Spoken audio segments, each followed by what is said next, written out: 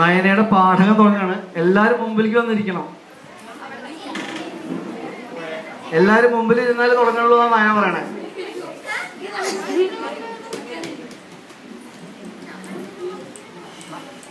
ഞാൻ വന്നിരുന്നു എല്ലാവരും വന്നിരുന്നു.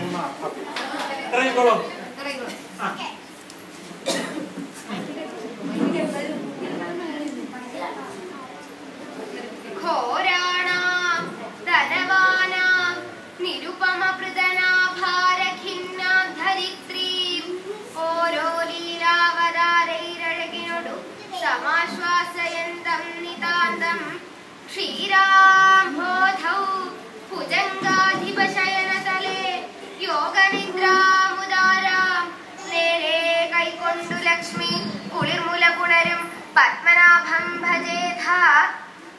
പുരുഷാർത്ഥ ചതുഷ്ടയത്തെ സാധിപ്പാനായിക്കൊണ്ട് അഖില ജഗദാധാരഭൂതനായി സച്ചിദാനന്ദ സ്വരൂപനായി ഭക്തവത്സലനായിരിക്കുന്ന ശ്രീനാരായണന്റെ ശ്രീമത് പാദാരവിന്ദങ്ങളെ ഹൃദയകമലകർണിക മധ്യത്തിങ്കൽ അമ്മാറ് വെച്ച് നിസ്തുല ഭക്തി പുരസരമാകും വണ്ണം ഉപാസിച്ചു കൊള്ളണം. ഗുരുകാരുണ്യലക്ഷ്മി നിയോഗാൽ എങ്കിലോ പണ്ട് ധ്രുപദ മഹാരാജാവ് തന്റെ പുത്രി പാഞ്ചാലിയുടെ സ്വയംവരം വീരപരീക്ഷയായിട്ട് നിശ്ചയിച്ച് സകല രാജാക്കന്മാരെയും ക്ഷണിച്ച സമയത്തിങ്കൽ ഭൂമണ്ഡലവർത്തികളായിട്ടുള്ള സകല രാജാക്കന്മാരും പാഞ്ചാല രാജധാനിയെ പ്രാപിഭൂതം ചെയ്തു. തദനന്തരമാകട്ടെ ദേവോ സൗ വാസുദേവോ ദ്രുപദ നൃപതനൂജോത്സവം മനയിഷ്യൻ പാർത്ഥാരാം കീർത്തി ലക്ഷ്മീം അഭി നൃപസവിധ വേദയിഷ്യൻ നമുഷ്യാം. സന്നദ്ധയ്യ സാത്വദൗഘയ്യ സഹജ ഹലഭൃതാദത്പുരം സത്യഭാമായുക്തോ ഭക്തൈകബന്ധു സ്വയമധ ഭഗവാൻ ആജഗാമാഗമാത്മാ. അസൗ വാസുദേവ ദേവ അപി തത്പുരം ആജഗാമ. വാസുദേവനും ആ രാജധാനിയെ പ്രാപിച്ചു. വാസുദേവനും ആ രാജധാനിയെ പ്രാപിച്ചു എന്നാ പറഞ്ഞത്. വാസുദേവൻ ഭഗവാൻ ശ്രീകൃഷ്ണൻ, ശ്രീകൃഷ്ണനും ആ രാജധാനിയെ പ്രാപിച്ചു. ഏത് രാജധാനി? പാഞ്ചാല രാജധാനി. എന്നാൽ ഇത് ഏതാ സമയം എന്നാണെങ്കിൽ ധ്രുപദ മഹാരാജാവ് പാഞ്ചാല രാജാവ് തന്റെ പുത്രി പാഞ്ചാലിയുടെ സ്വയംവരം വീരപരീക്ഷ നിശ്ചയിച്ചു. അതെന്താ അങ്ങനെ പറഞ്ഞത്? സ്വയംവരം, വിവാഹം, അതിന് വീരപരീക്ഷ വെറുമുണ്ടോന്നാണെങ്കിൽ അങ്ങനെയല്ല. പിന്നെയോ പാഞ്ചാലിയെ അർജുനന് കൊടുക്കണം എന്നാണ് നിരീക്ഷിച്ചിരുന്നത്. അങ്ങനെ ഇരിക്കുന്ന സമയത്താണ് അർജുനനും മറ്റു പാണ്ഡവന്മാരും അരക്കിലത്തിൽ പെട്ട് വെന്ത് മരിച്ചു എന്നറിയുന്നത്. അപ്പോൾ പിന്നെ പുത്രിക്ക് യോഗ്യനായിട്ട് മറ്റൊരു വരനെ കണ്ടെത്താനാ ഒരു ആയുധമത്സരം നടത്താൻ തീർച്ചയാക്കിയത്.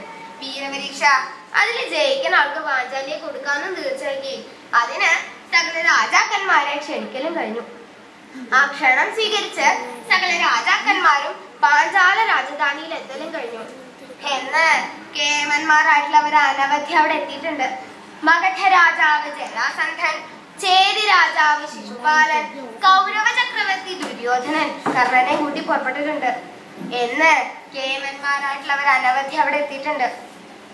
അതിനുശേഷം ഭഗവാൻ ശ്രീകൃഷ്ണനും പാഞ്ചാല രാജധാനിയെ പ്രാപിച്ചു. എന്നാൽ മറ്റ് രാജാക്കന്മാരൊക്കെ പാഞ്ചാലിയെ മോഹിച്ചു പുറപ്പെട്ടതാ. ഭഗവാനും അതുപോലെ പാഞ്ചാലിയെ മോഹിച്ചു പുറപ്പെട്ടതാണോന്നാണെങ്കിൽ അങ്ങനെയല്ല. പിന്നെയോ ദ്രുപദനൂജോത്സവം മനയിഷ്യൻ. ദ്രുപദനൂജോത്സവത്തെ മനയിഷ്യനായിട്ടാണ്. ദ്രുപദനൂജോത്സവം ദ്രുപദ നൃപതനുജയുടെ ഉത്സവം. ദ്രുപദനുജ ദ്രുപദ മഹാരാജാവിന്റെ പുത്രി പാഞ്ചാലി. ആ പാഞ്ചാലിയുടെ ഉത്സവം എന്നാൽ വിവാഹം. ആ പാഞ്ചാലിയുടെ വിവാഹോത്സവത്തെ തന്റെ സാന്നിധ്യം കൊണ്ട് മാനിക്കണമെന്ന് നിരീക്ഷിച്ചിട്ടാ ഭഗവാനോട് പുറപ്പെട്ടിട്ടുള്ളത്. അതെങ്ങനെയാ? ഭഗവാൻ പാഞ്ചാലി സമരത്തിന് ചെന്നാൽ പാഞ്ചാലി സമരം മാനിക്കപ്പെടുമെന്നാണെങ്കിൽ ഉവ്വല്ലോ. ഏതൊരു ഉത്സവം, അതിപ്പോ വിവാഹമാണെങ്കിലും മറ്റേത് ആഘോഷമാണെങ്കിലും കേമാവും എപ്പോഴാ? യോഗ്യന്മാരായിട്ടുള്ള ആൾക്കാരുടെ സാന്നിധ്യം ഉണ്ടെങ്കിൽ യാതൊരു സംശയവുമില്ല, അത് കേമാവും. അന്നുള്ളതിൽ വെച്ച് ഏറ്റവും യോഗ്യനായിട്ടുള്ള ആള്, പൂജനായിട്ടുള്ള ആള് ആരാ? സംശയമില്ലല്ലോ, ഭഗവാൻ ശ്രീകൃഷ്ണൻ. എന്നാൽ അത് മാത്രമല്ലോ അദ്ദേഹത്തിന്റെ ഉദ്ദേശം? അതല്ല, പിന്നെയോ പാർത്ഥാനാം കീർത്തി ലക്ഷ്മീം അഭി പാർത്ഥന്മാരുടെ കീർത്തിലക്ഷ്മിയെയും നൃപസവിധത്തിങ്കൽ വേദേശനായിട്ടാണ്. പാർത്ഥന്മാര് പാണ്ഡവര്. ആ പാണ്ഡവരുടെ യശസ്സിനെ വർദ്ധിപ്പിക്കാനും കൂടിയാ ഭഗവാൻ അങ്ങോട്ട് പുറപ്പെട്ടിട്ടുള്ളത്. അതെങ്ങനെയാ? ഭഗവാൻ പാഞ്ചാലി സമ്പത്തിൽ എന്നാൽ പാണ്ഡവരുടെ യശസ് വർദ്ധിക്കോ? പാണ്ഡവരൊക്കെ അരക്കിലത്തിൽ പെട്ട് വെന്ത് മരിച്ചു പോയില്ലേ എന്നാണെങ്കിൽ ഭഗവാൻ അറിയാം പാണ്ഡവർ യാതൊരു അപകടവും പറ്റിയിട്ടില്ല. മാത്രല്ല വേഷപ്രച്ഛന്നന്മാരായി സഞ്ചരിക്കുന്നവര് പാഞ്ചാല രാജധാനിയിൽ എത്തുന്നും ഭഗവാൻ അറിയാം. അങ്ങനെ അർജുനനെ കൊണ്ട് പാഞ്ചാലിയുടെ ആ കൈ പിടിപ്പിക്കണം. അതിനാ ഭഗവാനാണ് പുറപ്പെട്ടിട്ടുള്ളത്. അപ്പോ പാഞ്ചാലി സ്വയംവരത്തിനെ മാനിക്കാനാണ്, പാണ്ഡവരുടെ യശസ് വർദ്ധിപ്പിക്കാനാണെന്നൊക്കെ പറഞ്ഞു. ഒറ്റയ്ക്കാണോ ഭഗവാൻ പാഞ്ചാലി സ്വയംവരത്തിന് പുറപ്പെട്ടത്? അതല്ല, പിന്നെയോ സത്യഭാമായുക്തനായിട്ടായിരുന്നു ഭഗവാന്റെ എഴുന്നള്ളത്ത്. ഭഗവാന്റെ പ്രിയതമയായിട്ടുള്ള സത്യഭാമയും കൂടെ ഉണ്ടായിരുന്നു. സത്യഭാമ കൂടെ ഉണ്ടായിരുന്നു എന്ന് പറഞ്ഞാൽ മുഴുവനായില്ല. അതെന്താ? ഭഗവാന് ഭാമയെ കൂടെ കൊണ്ടുവരാൻ ഒന്നും കൂടെ ബുദ്ധിമുട്ടേണ്ടി വന്നു. അതെന്താ അങ്ങനെ പറഞ്ഞത്? സ്വതേ സ്ത്രീകളല്ലേ ഇതുപോലുള്ള ആഘോഷങ്ങൾക്കൊക്കെ ആദ്യം ചാടി പുറപ്പെടുക. പ്രത്യേകിച്ച് വിവാഹമൊക്കെ ആണെങ്കിൽ ആദ്യം ആരാ ഇറങ്ങി പുറപ്പെടുക? സ്ത്രീകളാ. പിന്നെന്താ ഭാമയെ കൂടെ കൊണ്ടുവരാൻ ഒന്നുകൂടി ബുദ്ധിമുട്ടേണ്ടി വന്നു എന്ന് പറഞ്ഞത്? ഭാമയ്ക്ക് ചെറിയൊരു തെറ്റിദ്ധാരണ. കാരണം ഭഗവാൻ സ്വയംവരത്തിനൊക്കെ ഒരുങ്ങി ഭാമയുടെ അടുത്ത് നിന്നു. ഭാമേ ഭാമേ, ആ അങ്ങിന്ന് എവിടൊക്കെയാ? യാത്രയ്ക്കൊക്കെ ഒരുങ്ങിയിട്ടുണ്ടല്ലോ. അതേ ഭാമേ, ഞാൻ യാത്രയ്ക്ക് തന്നെയാ. ആട്ടെ, എങ്ങട്ടാ പപ്പാള്? ഭാമ അറിയണ്ടായില്ലേ, ദ്രുപദ മഹാരാജാവിന്റെ പുത്രി പാഞ്ചാലിയുടെ സ്വയംവരം നിശ്ചയിച്ചിരിക്കുന്നു. ഇവിടെ വന്ന് ക്ഷണിക്കണ്ടായില്ലോ, അത്രത്തോളം ഒന്ന് പോയി വരാൻ നിരീച്ചു. വേഷമൊക്കെ കണ്ടപ്പോ തന്നെ മനസ്സിലായി സ്വയംവരത്തിനാണ്. ആട്ടെ, പോയിട്ട് വരൂന്നല്ല, ഭാമയും കൂടെ വേണം. ഞാൻ പത്നി സമേതം പോണെന്നാ തീർച്ചയാക്കിയത്. അതുകൊണ്ട് അമ്മാന്തിക്കണ്ട, പുറപ്പെട്ടോളൂ. പുറപ്പെട്ടോളൂ. അല്ല, അങ്ങ് പോണെന്ന് തീർച്ചയാക്കിയിട്ടില്ലേ? ഉവ്വല്ലോ, അതുകൊണ്ടല്ലേ ഞാനിങ്ങനെ ഒരുങ്ങിയിരിക്കണേ. എന്നാൽ ഞാൻ പോകണ്ടെന്ന് തീർച്ചയാക്കിയിട്ടുണ്ട്. അതുകൊണ്ട് അങ്ങ് പോയിട്ട് വരൂ. അപ്പോ ഭാമയുടെ വിചാരം എന്താ? ഭഗവാനാണ് പാഞ്ചാലി വിവാഹം കഴിക്കാൻ പോണേന്ന്. അതായി പരിഭവം. എന്താ ഭാമ ഇത്? പുറപ്പെട്ടു വരൂ. ഇല്ല, അങ്ങ് പോയിട്ട് വരൂ. പോയിട്ട് വരുമ്പോ സ്വീകരിക്കാനുള്ള ഒരുക്കങ്ങളൊക്കെ ഇവിടെ ചെയ്തോളാം. അതെന്താ ഭാമേ? ഞാൻ പുറത്തു പോയി വരുമ്പോ സാധാരണ സ്വീകരണം ഒന്നും പതിവില്ലല്ലോ. അല്ല, ഇത് അതുപോലെ അല്ലല്ലോ. പോയി വരുമ്പോ കൂടെ വേറൊരാളും കൂടി ഉണ്ടാവില്ലേ? വേറൊരാളോ? എന്താ ഭാമേ പറയണേ? അല്ല, വിവാഹം കഴിഞ്ഞ അവിടെ നിർത്തി പോരാൻ പറ്റുമോ? കൂടെ കൊണ്ടിരില്ലേ? അപ്പോഴാണ് ഭഗവാന് കാര്യം മനസ്സിലായത്. ഭാമ തന്നെ തെറ്റിദ്ധരിച്ചിരിക്കുകയാണ്. ഭാമേ, ഞാൻ പാഞ്ചാലി വിവാഹം കഴിക്കാൻ പോണതല്ല. അതെ, എനിക്കറിയാം.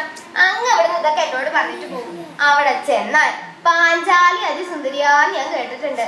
അങ്ങക്ക് വേണമെന്ന് തോന്നും, കയ്യും പിടിച്ചോണ്ട് കൊണ്ടുവരികയും ചെയ്യും. അതല്ലേ ഇപ്പൊ ഉണ്ടാവാൻ പോണേ? ഞാൻ പറഞ്ഞില്ലേ എനിക്ക് വിരോധമില്ല. ഞങ്ങള് കുറെ ജ്യേഷ്ഠത്തിമാരുണ്ടല്ലോ ഇവിടെ. ഞങ്ങളുടെ കൂട്ടത്തിൽ ഒരു അനിയത്തിയും കൂടി വന്നോന്ന് വെച്ച് യാതൊരു വിരോധവും ഇല്ല. ഞങ്ങൾ അതിനെ സാരായിട്ട് നോക്കിക്കോളാം. അതുകൊണ്ട് അങ്ങ് പോയിട്ട് വരും. അല്ല ഭാമേ, ഞാനല്ല. എന്നാ പറയൂ, ആരാ പാഞ്ചാലി വിവാഹം കഴിക്കാൻ പോണേന്ന്? അങ്ങല്ലെങ്കിൽ പിന്നെ വേറെ ആരാണെന്ന് അങ്ങക്ക് അറിയണല്ലോ. ഭഗവാൻ അത് പറയാൻ ഇത്തിരി മടിയുണ്ട്. കാരണം എന്താ? പറയേണ്ടത് അർജുനനാണെന്നാ. അത് പറയുകയാണെങ്കിൽ പാണ്ഡവര് മരിച്ചിട്ടില്ല എന്നുള്ള പരമാർത്ഥം ഭാമയെ അറിയിക്കേണ്ടി വരും. അത് പറയാൻ ഭഗവാൻ ഇത്തിരി വൈഷമ്യമുണ്ട്. കാരണം എന്താ? സ്ത്രീകളല്ലേ, രഹസ്യം സൂക്ഷിക്കാൻ നല്ല കഴിവാണല്ലോ. ക്ഷണ നേരം കൊണ്ട് രഹസ്യം അങ്ങോട്ട് പരസ്യവും. അതെങ്ങാനും മറ്റുള്ളവരുടെ കാതിലെത്തി ദുര്യോധന അറിഞ്ഞ് വശായാൽ അയാൾ വീണ്ടും വല്ല ചതിയും ചെയ്തു എന്ന് വരും. അതുകൊണ്ടാ ഭഗവാൻ ഒന്നങ്ങോട്ട് മരിച്ചത്. അങ്ങനെയല്ലേ? എന്തിനാ എന്നോട് ഈ പൊളി പറയണേ? ഞാൻ പറഞ്ഞില്ലേ എനിക്കൊരു വിരോധമില്ലാന്ന്. പക്ഷേ എന്റെ മുമ്പിൽ വെച്ച് മറ്റൊരുത്തിയുടെ കൈ പിടിക്കണത് കാണാൻ എനിക്ക് വലിയ ആഗ്രഹമൊന്നുമില്ല. അതുകൊണ്ട് അങ്ങ് പോയിട്ട് വരും. ഭാമേ, ഞാനല്ല. എന്നാ പറയൂ, ആരാ പാഞ്ചാലി വിവാഹം കഴിക്കാൻ പോണേ? ശരി, ഇവിടെ അടുത്തേക്ക് വരൂ, ഞാൻ സ്വകാര്യമായിട്ട് പറയാം. സ്വകാര്യമായിട്ടോ? വിവാഹം കഴിക്കാൻ പോണ ആളുടെ പേര് ഇപ്പൊ ഇത്ര സ്വകാര്യമാക്കാണ്ടോ? പരസ്യമായ എന്താ? അതല്ല ഭാമേ, ഇവിടെ അടുത്ത് വരൂ. ഭാമേ, എന്ത്? ആര്? അങ്ങ് എന്ത് ഈ ഗോഷ്ടി കാണിക്കണേ? പറയാനുള്ളത് തെളിച്ചു പറഞ്ഞൂടെ? ഭാമേ, അർജുനനോ? തീയിൽപ്പെട്ടു എന്ന് മരിച്ച അർജുനനാണോ പാഞ്ചാലി ഒന്ന് വിവാഹം കഴിക്കാൻ പോണേ? ആട്ടെ, അങ്ങനെ വേറെ ആരോടെങ്കിലും പറഞ്ഞോ? അതെന്താ ഭാമേ, എന്നോട് പറഞ്ഞത് പോട്ടെ, സാരമില്ല. മറ്റുള്ളവരെങ്ങാനും ഇത് കേട്ടാൽ പാണ്ഡവരോടുള്ള വാത്സല്യം ഇവിടെ എല്ലാവർക്കും അറിയാം. അവര് മരിച്ചിട്ടില്ലാന്നുള്ള തോന്നല് ബുദ്ധിഭ്രമെന്നോ ഭ്രാന്തെന്നോ ബുദ്ധിക്ക് സ്ഥിരതയില്ലാന്നോ എന്ത് വേണമെങ്കിലും പറയാം. അല്ല ഭാമേ, പാണ്ഡവര് മരിച്ചിട്ടില്ല.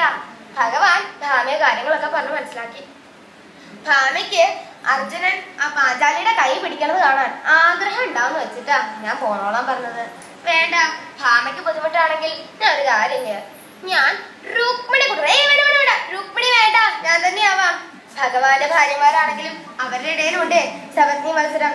അങ്ങനെ ആ ഭാമയോടുകൂടിയും പിന്നെ ഹലഭൃത്തും കൂടെ ഉണ്ടായിരുന്നു. ഹലഭൃത്ത് ബലഭദ്രര്, ഭഗവാന്റെ ജ്യേഷ്ഠനായിട്ടുള്ള ബലഭദ്രരും കൂടെ ഉണ്ടായിരുന്നു. പിന്നെയോ സന്നദ്ധരായിട്ടുള്ള യാദവ ജനത്തിലെ ഒരു ഭാഗവും കൂടെ ഉണ്ടായിരുന്നു. ഭഗവാന്റെ കൂടെ സന്നദ്ധരായിട്ടുള്ള യാദവ സൈന്യത്തിലെ ഒരു ഭാഗവും കൂടി ഉണ്ടായിരുന്നു. അങ്ങനെ ആ ഭാമയോടുകൂടിയും ബലഭദ്രരോടുകൂടിയും യാദവ സൈന്യത്തിലെ ഒരു ഭാഗത്തോടു കൂടിയും ഭഗവാൻ പാഞ്ചാല രാജധാനിയെ പ്രാപിച്ചു.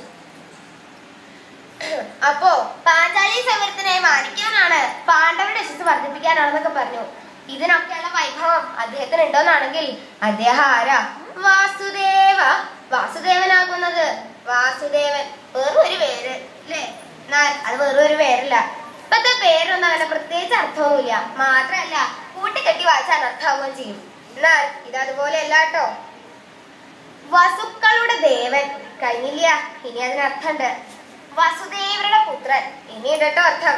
വാസു കൊണ്ട് ദേവനം ചെയ്യുന്നവനാരോ അവനാണ് വാസുദേവൻ. വാസു മായ, ദേവനം ചെയ്യാ, ക്രീഡിക്കുക, കളിക്കുക. ഈ ലോകര് മുഴുവൻ മായാശക്തിക്ക് അധീനരാ. ആ മായാശക്തിയെ തന്റെ സ്വാധീനത്തിൽ കൊണ്ടുവന്ന് അതുകൊണ്ട് ക്രീഡിക്കുന്ന ആളാ ഭഗവാൻ ശ്രീകൃഷ്ണൻ. അദ്ദേഹം ആരാ? സാക്ഷാൽ ശ്രീനാരായണൻ. ഓരോരോ കാലങ്ങളിൽ ധർമ്മ സംരക്ഷണാർത്ഥം ഭൂമിയിൽ അവതരിക്കുക. അന്ന് യാദവ കുലത്തിൽ ശ്രീകൃഷ്ണനായിട്ട് ജനിച്ചു എന്ന് മാത്രം.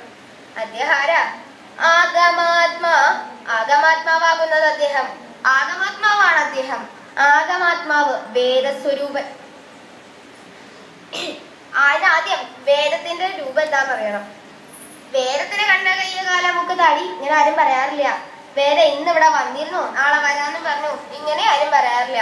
വേദത്തിന് നിശ്ചിതമായിട്ട് ദൃശ്യരൂപമില്ല. രൂപമില്ല എന്നല്ലാട്ടോ പറഞ്ഞത്, ദൃശ്യരൂപമില്ല.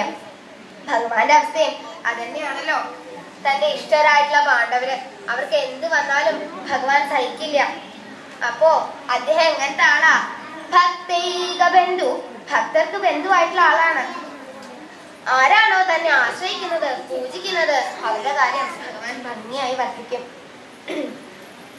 ആ സമയത്തിങ്കൽ യാതൊരു ഭഗവാൻ ശ്രീകൃഷ്ണനോ തന്റെ പരമഭക്തിയായിരിക്കുന്ന പാഞ്ചാലിയെ ഇഷ്ടനായിട്ടുള്ള അർജുനൻ പാണിഗ്രഹണം ചെയ്യുന്ന മുഹൂർത്തത്തിങ്കൽ തന്റെ ഭക്തന്മാരെ അനുഗ്രഹിച്ച് ആയവിടെ വർത്തിക്കുകയും ചെയ്തു. അപ്രകാരമെല്ലാം ഇരിക്കുന്ന ഭഗവാൻ ശ്രീകൃഷ്ണൻ ഭവാന്മാരെ രക്ഷിക്കട്ടെ. കളവേണുരവ കളായ നീല കമലാചുംബനലംബടോതിരമ്യ അളികോദൈവാരവിന്ദ മധ്യേ രമതാമേ ഹൃദി ദേവകീ കിശോര.